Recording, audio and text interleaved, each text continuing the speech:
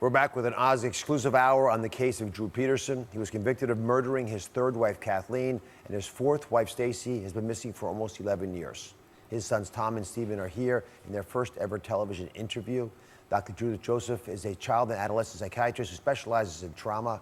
I'm going to go back to Tom's situation. So how unusual is it for a person who's facing the trauma of losing their mom and their father's, being taken away, and the stepmother's disappearance, and yet despite all that, seems to be successful? Wow, well, I work with kids and adolescents who survive tremendous trauma every day, and my word is wow, you are exceptional. Thank you. A 4.0, valedictorian, Ivy League school. This speaks to your strengths, and clearly you have a strong sense of self, high self-esteem.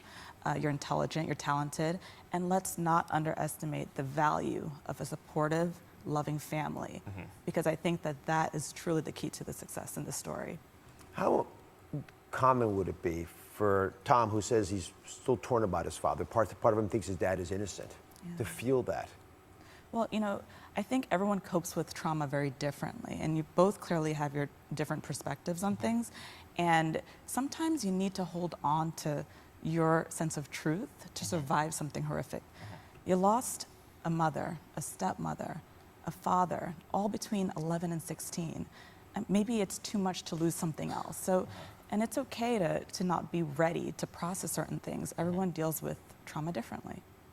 And maybe that was your coping mechanism. And just, if we can, I'd love to help Tom on this one issue because I've picked up on it, and I've heard it in others, that you push people away. Melissa said the same thing. In part because you want to protect them from having to bear your burden. So what advice do you have for Tom? So Tom, pushing people away is something called avoidance, and it is a hallmark of post-traumatic stress disorder. That's a fancy way of saying something that you suffer that's very frightening, that can have physiological things like nightmares, which you described, a fear of abandonment, and this happens after tragedy, after trauma. And so what I would tell people that I work with is, face your fears. Don't jump right in. Take it one step at a time, baby steps. If there's someone that you're interested in, if there's someone that you want to build a friendship with, perhaps disclosure is helpful. I'm not ready yet. I may shut down.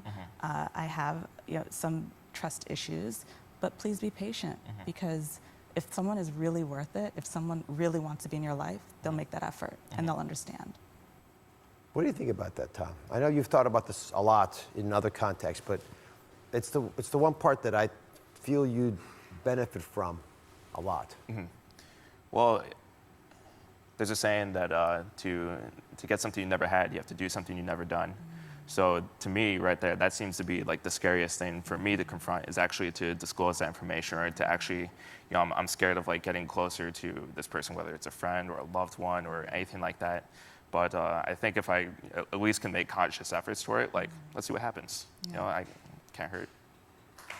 It can't hurt.